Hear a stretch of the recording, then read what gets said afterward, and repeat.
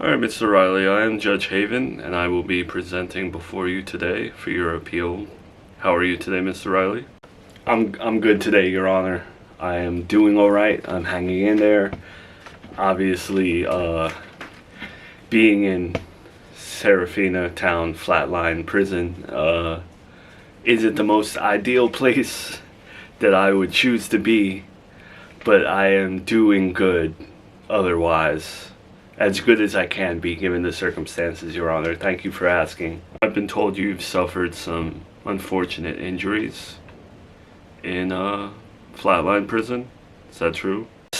Yes. A few broken bones, and I could be resentful towards the prison, but I do realize that no matter what institution you are in, whether it's a hospital to even a school, things like this happen, and you can't change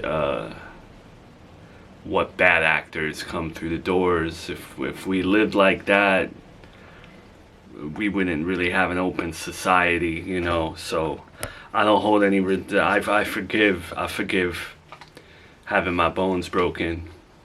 Well, on behalf of the Serafina Town judicial system, I apologize on how many delays there are in between these types of events, and hopefully one day there will be a time where things in this town aren't so overbooked and behind on most of the scheduling. Right, absolutely. So, Mr. Riley, I'm looking at your file, and there really wasn't much of a sentence for you previously in terms of the initial charge. The initial charge was you were hiding your son, who was believed by society to be deceased, and you didn't tell anyone he was alive, correct? Yeah. Yes, Your Honor. I mean, yes. I was afforded the opportunity to have my son,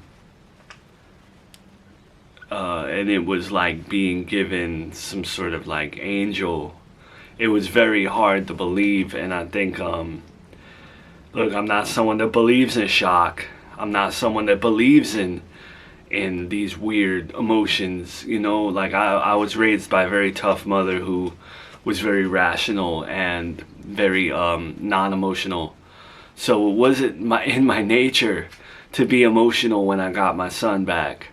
But when he was before me, yeah, there was plenty of times where I felt possessive and paranoid and too good to be true type stuff, and I should have gotten help for myself, or I should have reached out to someone, but I was like so scared.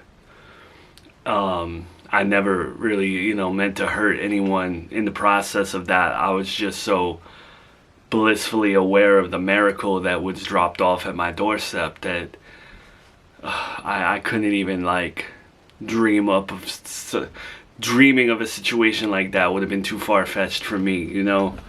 If any of that makes any sense, Your Honor. Okay, now in your words, what was the reason as to why you were sentenced here today? Like, you're serving a sentence in Flatline Prison based off of an action you took in the courtroom that day.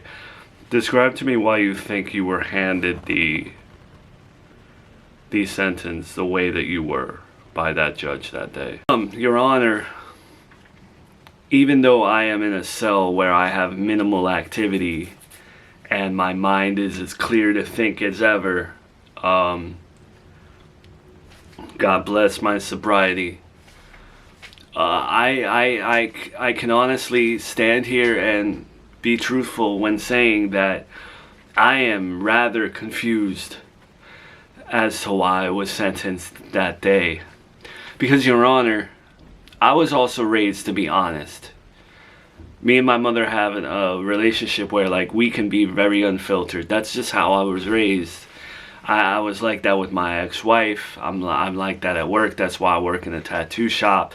Everything's kind of off the cuff. So when I said what I said to the judge that day, Very sorry for if I came off a certain way to him, but I just felt like I was talking to another human being, and I should have maybe pulled it back a little bit. But I guess the way I was raised and the way that I speak to people in an unfiltered, honest fashion, it can come off abrasive, I guess, if that's the right word. It can come off as confrontational. In my tone, I was in Brooklyn, in Brooklyn, there's really only one tone, and it's yelling. So, that's just how I was kind of raised, and I think it came off very badly, and he handed me down a punishment that day for me speaking the way that I did. So you don't think that the punishment matched the crime? And I use the word crime very loosely here, but it seems that you spoke out of turn. Can we throw out the word disrespect? We might be able to do that here. Seems like there was a little bit of that in the courtroom that day, and as you know, this is a place of law, it's a place of order, and when someone speaks that way to someone in my position, the repercussions come down the line. Do you understand? I know you may believe that it was unfair, unjust, but do you understand why a punishment like that may have been handed out to you? Yes, yeah, absolutely. I'm big on empathy. I'm big on understanding people nowadays as a sober, recovering addict who has bettered himself. I'm very good at connecting with people and understanding where they're coming from. Maybe not so much in the moment, but in hindsight, man, Your Honor, I don't mean to say man, I apologize. You can see, I'm just a street boy, I'm a little trashy, but I could have totally spoken to him in a better fashion, and I'm aware of that. Okay, great. So now you are aware today that I have to look at your case as a whole. I'm not just looking at what happened between you and the judge that day, and I am not only looking at the incident where you hid Junior from everyone. I'm looking at both of those incidences together, and I will be forming my conclusion today on whether or not you will serve more time here or if you will have an immediate release. Does anything that I just said need to be clarified? No. Okay. So now I was also informed that you are fighting for custody of Junior. While you're in here, you're making good use of your time, I see. Yes, Your Honor. Despite the paranoia and the fear of losing Junior and not knowing what to do and being so psyched out of having him back, I gained such a good perspective on my fatherhood and my capabilities as a father. I wish that my ex-girlfriend was here to vouch for that, because she lived with me and she could see just how much growth I had as a dad. I took great pride in taking care of him when he lived with me, and it turned me into a man. This second chance, I don't squander it. So I don't know if it's cocky or not, but I do have a faith that I'm pure-hearted and that the sentence was maybe overblown, and that maybe I will get out by God's grace. And if that were the case, I want to dedicate my whole life to my son. Excuse me, Your Honor. And I can't do that if I don't have custody of him. And I also don't want my ex-wife to swoop in and take that custody while I'm in here. So that's why I'm being proactive and just trying to be the best father I can with minimal control over the situation, if any of that makes sense, Your Honor. Think wisely when you answer this question for me today, because it's very important. It's very important that I gauge where you stand on this issue.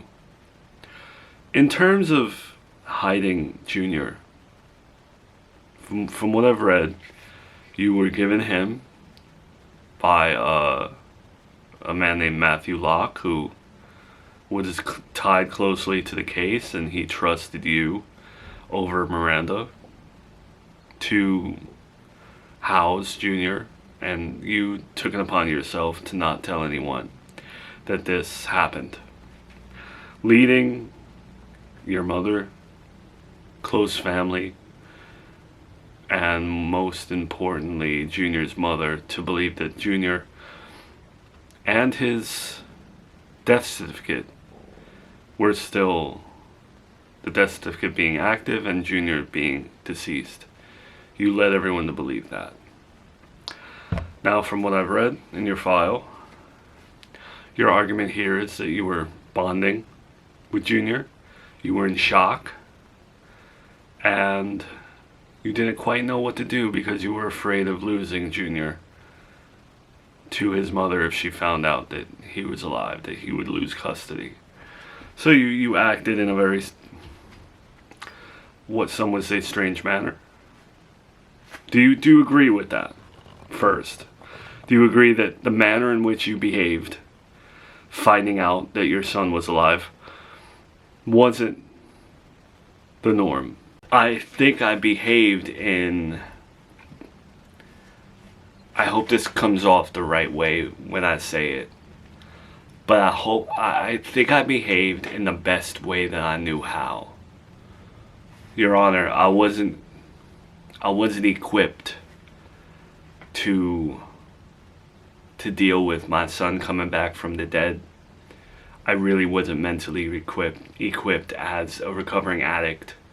Every day's kind of like a struggle, and once I got him back, I realized it's not so much a struggle because he gives me such purpose.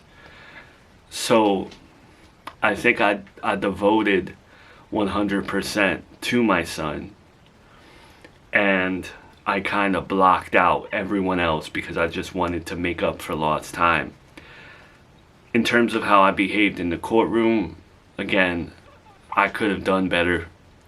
I could have spoken in a different way, and there was a process in like having a rebuttal, saying something to that judge that day. There was a process for that, and I skipped the process and did it my way, and I understand that wasn't the right way.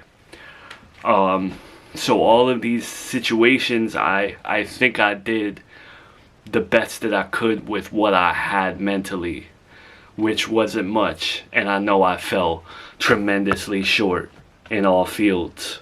Okay, so everything that I just recited to you in terms of how you behaved, how do you feel today? Do you want to say anything in regards to those actions? And I think your statement regarding all of that is very important. Given all the time that I've had in here to think, replaying how I went about things, knowing what I did to my mother and my ex-wife and my sister and everyone involved, I do have a lot of remorse for how I went about it, and I gave into my fear and my paranoia for sure. And I turned my ex-wife into an enemy when I had my son because I was afraid that she was going to take him from me. So I did the wrong thing, and I didn't tell the world what was going on, and I should have. I want to apologize, even though she's not in the courtroom today, but my mom is, and I want to apologize to you, Mom, and everyone involved. I want to also, I know she's not here, but I want to apologize to my ex-girlfriend for putting her in the position of like having to deal with me in a state of mind that wasn't ideal. overall, I could have been better in every single field possible, but I wasn't. And I have great remorse for the people I hurt in that process. I was just trying my best to be the best dad that I could be. Okay. I'm glad that you have come to the conclusion that having remorse is a good way to go here. But, I also want to leave it open to the people that support you and care about you most, so I would like to open the floor now to your mother who would like to say a word. You can take the stand, Mildred. Yes, Your Honor, thank you. I just wanted to come in today to emphasize that my son, he's more of a threat to himself than he is society. And I know that's a horrible way to stand up for your son, but he doesn't make the same mistake twice. He doesn't try to hurt anyone, and he does try to do his best. I know his ex-girlfriend's not here today, but I spoke to her in the period of time where he was hiding Junior. Hiding. I think that term needs to be exchanged with taken care of. Because she did hammer it home through her frustration of having to deal with the situation that he did do a good job with his child. He has made great progress in his recovery, and he has sustained a nice career, and he has not missed a bill, and he has grown as a son. And I think he is way more beneficial to society than he is beneficial by being in here. The only law that he broke today was not filing a piece of paper letting people know that his son was alive, because he was too busy taking care of him. And I'm sorry, but I disagree with the way that the judge went about his sentencing the first time around. It was clear that there was a miscommunication and the judge was offended, and that is why my son has endured the pain that he has in here, all because of a slight. It's unfair. He should not have broken bones because he offended a judge. And frankly, the way that Joey went about it, he did not say anything disrespectful to that judge. If this was something that happened on the street, police would not have been called. I think my son deserves to be free and to see his son. That's all I have to say. Okay. Thank you for your time, Mildred. Your lawyer told me that there's no one else to come and speak for you today, Mr. Riley, so I would just like to open the floor to you before we proceed. Do you have any general statements regarding the actions regarding Junior's incident and or what happened with the judge prior? Anything, really. Just this is your time to make a statement to us, and I'll be deciding the outcome of your appeal based off of everything that's been said today. I mean, I think I've said everything that I need to say. I just want it to be known that I'm aware of the mistakes that I made, and luckily, I will never be in a position again where my son will be brought back from the dead and I will have to navigate that situation. The situation I would love to navigate most, which I know is not in your jurisdiction and it's a separate issue. My goal in my whole life right now is to gain custody of my son, have him 7 days a week, and be the best dad that I can be. Share him with my ex-wife, share him with my mom, and undo the things that got me here today. If I could apologize to the judge that I was disrespectful to, I would do that as well here. I would apologize if I could. And I mean it. If there's one thing that I'm good at, as my mom has kind of alluded to, is that I'm aware of mistakes that I've made, and I don't make the same one twice. I really just want to be with my son, and I really just want to be out there being a dad to him. And that's the statement. That's my statement today.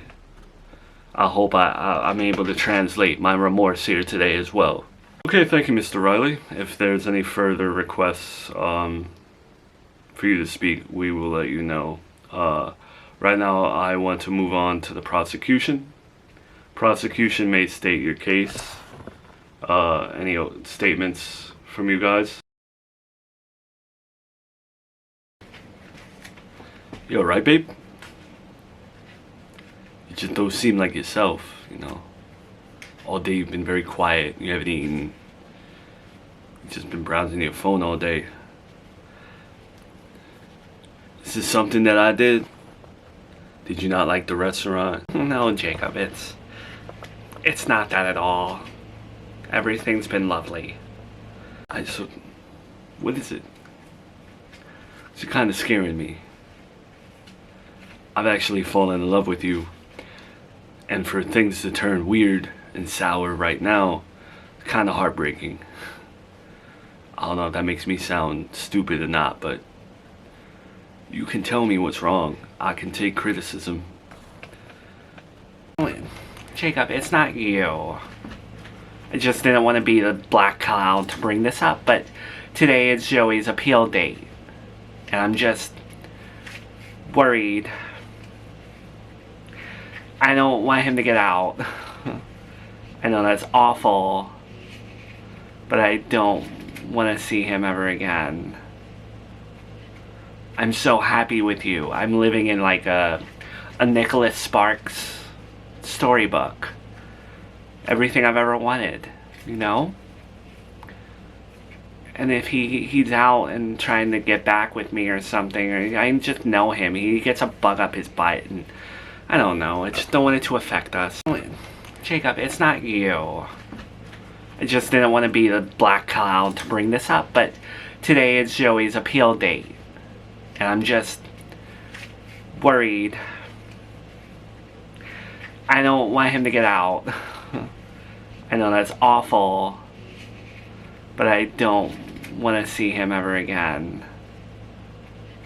I'm so happy with you. I'm living in like a Nicholas Sparks storybook. Everything I've ever wanted, you know? And if he's out and trying to get back with me or something, or I just know him, he gets a bug up his butt, and I don't know, I just don't want it to affect us. Oh. It's okay you feel scared. I get he was a toxic force in your life. But you're safe. We'll handle whatever happens if he gets out. That's what restraining orders are for. That's what pepper spray is for. You know, security cameras, alarm systems. We're in 2025, we don't have to worry. Oh, but I mean it when I say that. I don't want anything to affect us. I've seen it so many times with these relationships in my life, like Miranda's. Just, there's always something. So far we've had nothing. Even when I had like panic attacks overseas, you helped me with them. I don't know if you can help me with this. I know. But I ride the waves. I'm always prepared to wipe out. I'm always prepared for a tsunami. Comes with the territory. So I'm not scared of whatever comes our way. And honestly, this conversation's way too heavy than it needs to be. We're good. Don't worry. I'm not scared of your ex-boyfriend. Okay. I love you. I love you too. So let's try to have a good day. Alright. Today's appeal has definitely run longer than anticipated. I thank the prosecution, I thank the defense, I thank Mildred and everyone for their statements today. Mr. Riley, upon further review, what you did was definitely unethical, and it hurt a lot of people. You acted out of line in court, in a court of law, also. But the one thing that I looked for today was remorse. You have been through enough with the broken bones and everything that's happened to you in here, with a punishment that far exceeded the crime. So I am, my judgment today is immediate release. Thank you. Oh, yes. Come on, guys, let's go. Don't make noise. And now, where are you off to?